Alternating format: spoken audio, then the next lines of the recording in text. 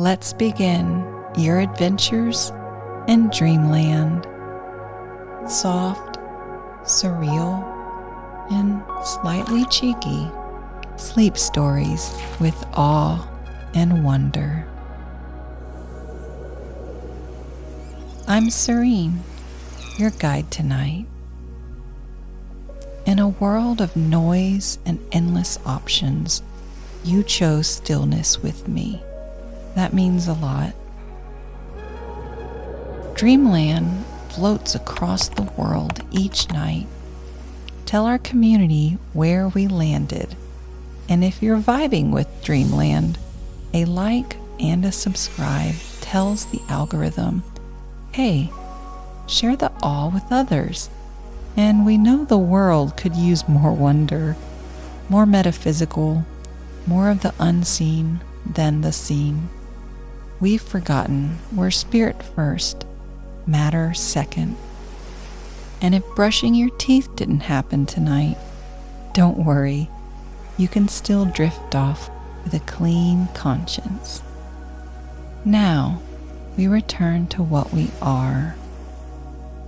Sleep isn't an escape. It's a temporary return, one we can't always access or remember. In the sleep state, the senses soften, the ego fades, and what remains is more of who you truly are. We forget our names, bodies, nationalities, possessions, and frailties.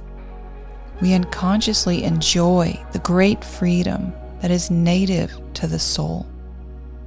Pure awareness, curiosity, and at the deepest fundamental level, in both physics and spirit, we are made of light, untouched by time, existing outside of it, free, a wave in the ocean of being.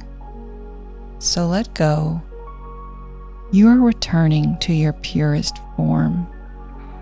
Freedom. Your story begins.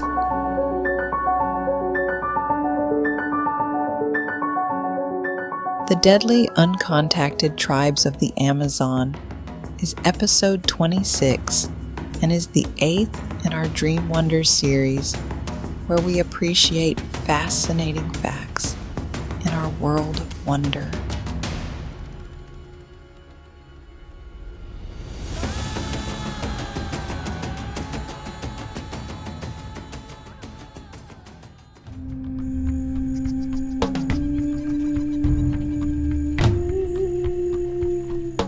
One, entering the mystery. The water is dark and glossy, like black glass stretched beneath the stars. You are floating down a wide Amazonian river in a wooden canoe that seems to know the way on its own. The paddle rests across your lap, but you don't need to lift a finger. The current is gentle, like a long breath, carrying you deeper into the heart of the rainforest. Soft rain patters on the river's surface, carrying with it the rich, earthy scent of the jungle, as if the whole forest is breathing around you. And you can't help but think, okay, either I've wandered into the world's largest garden, or I've accidentally opened Google Earth in dream mode. The night around you hums with life. Crickets strum their high strings. Frogs drum their hollow notes. And somewhere far off, a monkey lets out a sleepy cry. Above, the sky is a patchwork of drifting clouds and a scattering of stars, some twinkling bright, others hidden behind mist. Fireflies flicker in and out like tiny lanterns, as if they're guiding your way. Every so often, you hear the splash of a fish jumping, a quick silver flash disappearing back into the depths. The forest leans close on either side of the river, towering trees draped with vines, their roots sipping at the water's edge. And behind those walls, hidden deeper than the human eye can see, live some of the most astonishing people on earth. Entire tribes, uncontacted, untouched, and invisible to the outside world. Many don't even realize they exist, but they are scattered across the Amazon. Worlds unknown, whole communities that exist in the hidden folds of the Amazon, unseen, unheard, and untouched. They live in small, hidden villages, protected by the thick canopy overhead. Even when planes fly above, their homes vanish under the green shadows of the trees. The forest itself is their shield, their protector, their invisibility cloak. And here's what most people don't know. These tribes are not only hidden, but they are also fiercely protective of their world. Outsiders who stumble too close are often met with arrows, and some people don't survive, nor do their bodies make it back. A warning that this land and its people are not to be disturbed.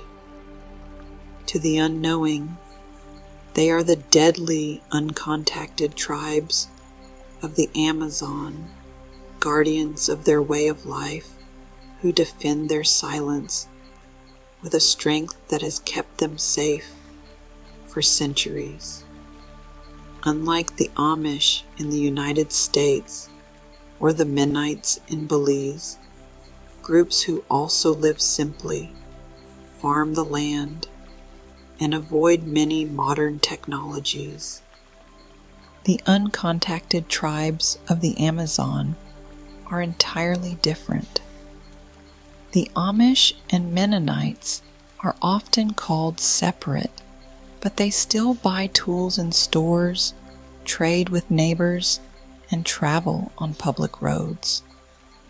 They might choose horse-drawn buggies, but they are part of the wider world, and most speak the languages of the countries they live in. The Amazon's uncontacted peoples, by contrast, do not assimilate at all.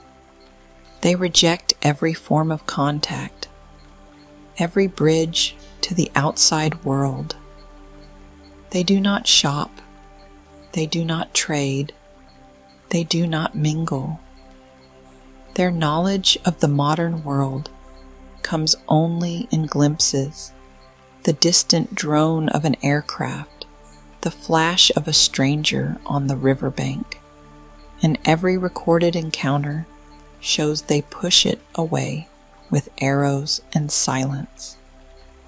They live as entirely self-sufficient societies, cut off by choice, not by lack of ability. That is the astonishing difference. Other separate communities live alongside us, choosing certain traditions while still participating in shared nations. But the uncontacted tribes of the Amazon live apart in a way almost unimaginable today. Entire nations existing wholly outside of global civilization. 2. How many exist and how they remain unseen. The rain steadies into a rhythm, soft and unending, 1,000 tiny drums striking the river, the canopy, and the boat itself. It blurs the world into something half real, half dream, as though the forest has drawn a curtain of water to keep its secrets. And behind that curtain, entire worlds exist. Scientists believe there are more than 100 uncontacted tribes scattered across the Amazon basin, many concentrated in Brazil and Peru. That means thousands of people, entire families, generations, living lives almost completely unknown to the modern world. These are not myths or rumors. From above, researchers sometimes catch glimpses of them.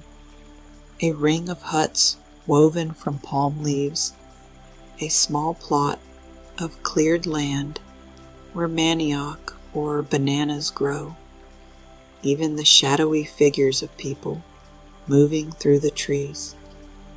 One famous aerial photograph from Brazil shows tribesmen painted in red and black, raising their bows defiantly at the plain overhead, a powerful reminder that they see the outside world and want no part of it.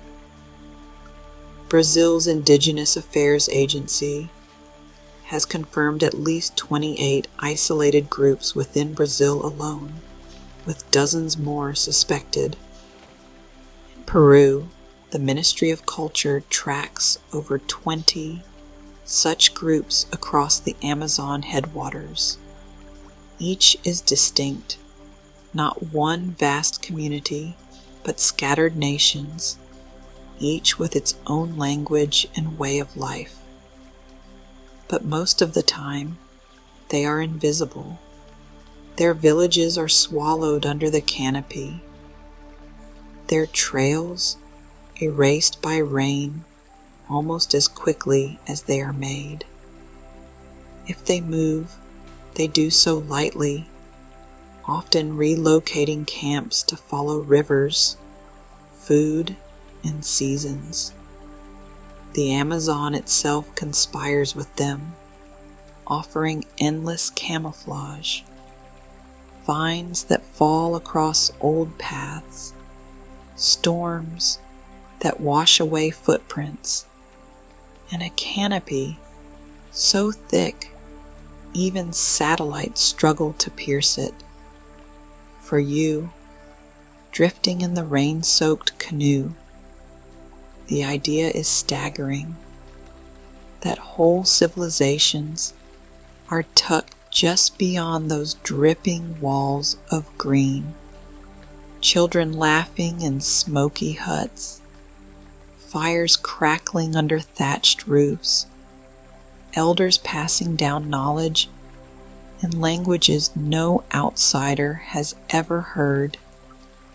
All of it happening right now, unseen. Entire nations living parallel to our own, but hidden so perfectly, it feels like the forest itself is their protector, their fortress, and their cloak of invisibility. And though many around the world don't realize these people exist at all, here in the quiet of the Amazon rain, you feel their presence, invisible but undeniable, like shadows moving just beyond sight. 3. What do we really know? The rain lingers, steady as a drumbeat, while the forest seems to lean closer, as if it too is waiting for the truth. What do we actually know about the uncontacted tribes? The answer is both astonishing and humbling. Very little. Almost everything comes from distant observation, aerial photographs, brief glimpses from rivers, or accounts passed down by neighboring tribes who have occasionally crossed paths with them. From those fragments, a picture begins to form. We know they live in communal houses, often long and wide, built from wood and palm thatch. These shelters can hold dozens of people, entire families sharing one space. Fire pits glowing at night beneath the dripping roof. When villages grow too large or food scarce, they move, building anew deeper in the forest. We know they wear little, sometimes nothing at all. In the thick heat of the Amazon, clothes are unnecessary. Instead, they decorate their skin with plant dyes, clay, or ash. Some paint their entire bodies red with iricum, a dye from the annatto seed, both for beauty and protection against insects. Others use black designs traced from jinipapo fruit, patterns that may mark family, ritual, or battle. The division of life appears clear. Men hunt and fish.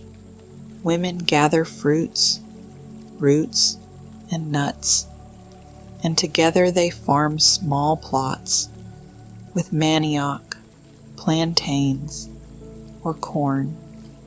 Children learn early, running with bows in hand almost as soon as they can walk, or helping mothers gather and weave. Yet play is never absent. Observers have seen children laughing, wrestling, chasing one another through the mud, proof that joy survives even in secrecy. Do they have games? Almost certainly, though we do not know their rules. Do they laugh and tease? We must believe so, for laughter is as ancient as humanity itself. What we do not know are the details, their songs, their jokes, their stories told by firelight. Those remain hidden, spoken only in languages no outsider has ever heard. So much remains unknown. Yet even in that silence, the fragments tell us one truth.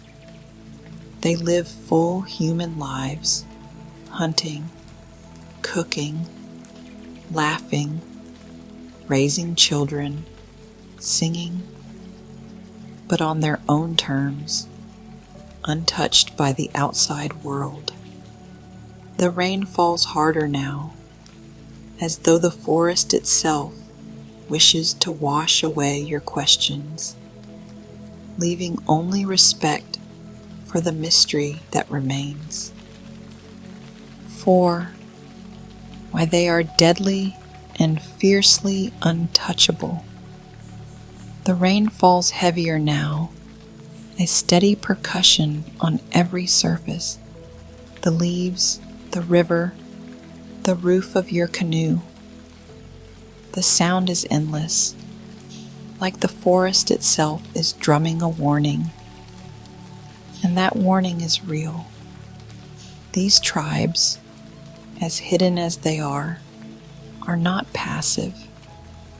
They are some of the most fiercely protective people on earth, willing to defend their world with absolute force.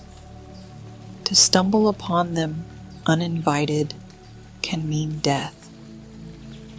Throughout history, explorers, loggers, and hunters have tried to approach.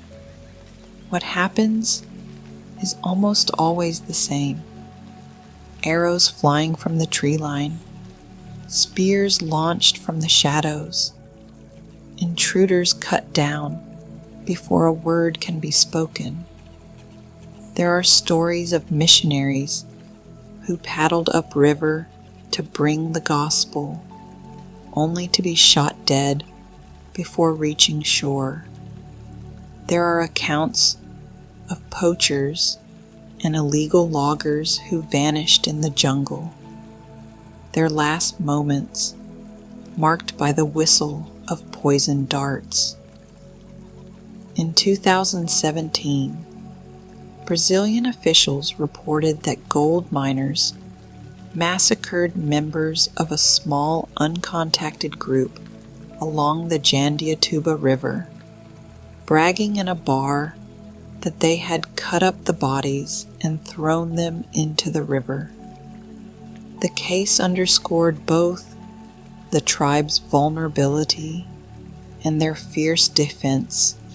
They fight back, but they are not invincible against modern guns. This is why they are often described as the deadly, uncontacted tribes of the Amazon. Not because they hunt outsiders for sport, but because they defend their silence, their freedom, and their survival with a ferocity born of history. And their history explains everything. In the past, when outsiders did make contact, it brought nothing but devastation. Diseases like measles, influenza, and smallpox ripped through tribes with no immunity, sometimes wiping out more than half a community in a matter of weeks. Those who survived often faced exploitation by rubber tappers, miners, or loggers. To them, the outside world is not curiosity. It is a mortal threat. So they learned. They learned that the only way to survive was to stay unseen, and if seen, to strike first. Their weapons are not primitive sticks, but carefully crafted tools of survival. Bows as tall as a person, arrows tipped with bone or hardened wood, sometimes laced with plant toxins, spears sharpened with obsessive precision. These are the instruments that keep the world at bay. It may sound terrifying, and it is, but it is also profoundly human. Imagine if strangers arrived in your home, carrying invisible plagues, strange machines, and the power to erase everything you loved. Would you not defend your family with the same ferocity? That is why they remain uncontacted. Not because they cannot join the modern world, but because they have chosen not to. Their silence, their resistance, is a form of survival. Every arrow shot at an intruder is not just a weapon, it is a statement. We do not want you here. We do not need you. Leave us in peace. And so they remain, both fragile and fierce. Fragile against disease, but fierce enough to keep the largest forest on earth as their fortress. The rain keeps falling, soft and unrelenting, as if sealing the pact between the tribes and their jungle, hidden, untouchable, alive. By day, their lives move with the rhythm of the forest. Men hunt with bows taller than themselves, tracking monkeys, wild pigs, and birds in the dripping canopy. women gather fruits, nuts, and roots, carrying baskets woven from palm fibers.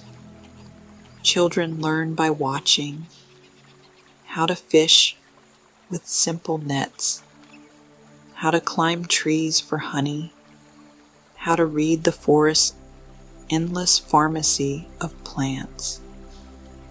Over generations, they have discovered the uses of hundreds of species: bark that eases fevers, vines that stop bleeding, leaves that numb pain.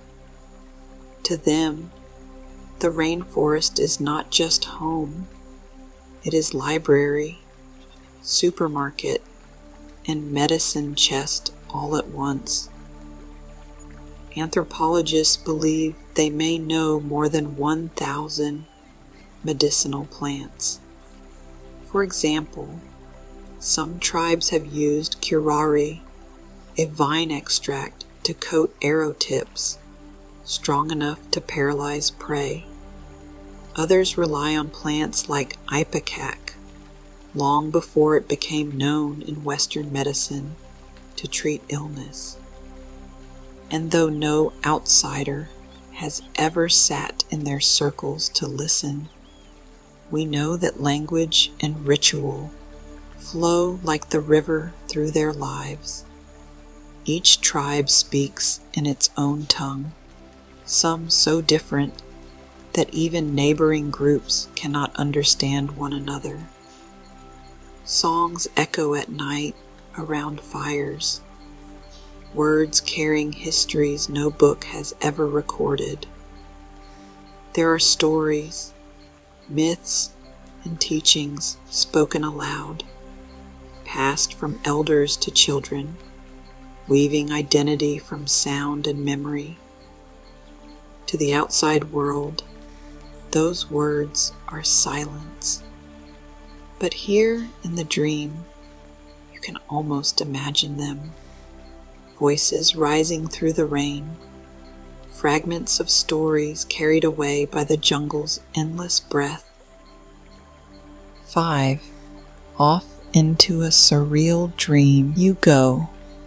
The rain softens, becoming a fine mist, as though the jungle is exhaling after holding its breath. The canoe glides on, barely disturbing the water, and for a moment it feels as though you aren't moving at all, that the river itself is carrying you like a dream. Then the forest begins to change. The towering trees sway in the wind, their branches dripping with rain, and you could swear they are whispering. Voices hidden in the rustle of leaves, syllables from languages never written down. You don't know the words, but you feel the meaning, like a secret meant only for the night. The canoe tilts slightly, then steadies, yet you notice your hands haven't touched the paddle in some time. It's as if the boat has decided to carry you on its own, drifting down moonlit waters with quiet intention. You are no longer guiding it, you are being guided, and all around you the fireflies begin to rise. Not a few, but dozens, hundreds, their soft gold light pulsing in the rain. They hover in strange patterns, almost like script across the darkness, fragments of stories flickering in the air. For a moment, the fireflies gather into constellations: Orion, the Southern Cross, then scatter again, as though the sky itself has slipped down to the river to remind you that stories are written everywhere, even in the air between raindrops. Stories no outsider has ever heard, tales that exist only in the hidden tongues of the forest. For a heartbeat, you imagine they are carrying those words to you, delivering them in a language you almost understand before they vanish again into the dripping night. The ordinary world has slipped away. Here, in the rain, the forest reveals itself as both real and dream, both untouchable and whispering in your ear. The rain continues, softer now, like a lullaby stretched across the night. The river slows, the current easing, as if the jungle itself wants to give you time to linger here. You remain afloat in the mist, no longer certain whether you are drifting through water or through memory. The forest feels closer now, almost protective. Each drop of rain falling through the canopy is like a whispered reminder of what you discovered tonight, that unseen lives are being lived, parallel to your own, in this same rain. Families around smoky fires, hunters pulling bows taller than themselves, children learning how to climb and gather with the same ease you might learn your alphabet. Entire nations hidden by green walls, surviving by their silence, thriving in their secrecy. It is strange to imagine, in the same world where cars honk and screens glow, there are still places where none of it exists, where the only light is fire, the only clock is the sun and moon, the only map is the rivers winding like veins through the forest. And tonight, you brushed against that mystery. The canoe tilts gently, rocking you like a cradle. You think of their fierceness, the arrows flying to protect their homes. But you also think of their fragility, of how a single germ from the outside world could bring such sorrow, fierce and fragile, invisible yet undeniable, both truths living together just as the rain is both fierce in its storms and gentle in its patter now. The fireflies hover once more, rising from the banks, their gold sparks moving in patterns above you. You watch them drift into constellations, Orion's belt, the Southern Cross, as though the sky has dropped down to sketch its stories across the river. And you realize there are always more stories than we can ever know. Stories written in stars, in rivers, in voices whispered under leaves. For a moment, you imagine those hidden languages, never written down, never recorded, yet alive in the night, songs that have drifted from one generation to the next, carrying myths and wisdom older than empires. You cannot understand the words, but you can feel their presence. They are here, rising with the smoke of distant fires, hidden in the hush of the forest. You let the rain wash through you. The smell of wet earth, deep and mossy. The sound of water striking broad leaves. the cool mist brushing your face like breath. Each sensation feels both real and dreamt, blurring together, and then, without warning, the canoe begins to dissolve beneath you. First the edges blur, then the wooden frame fades into water, until you are no longer riding a vessel, but lying weightless in the current.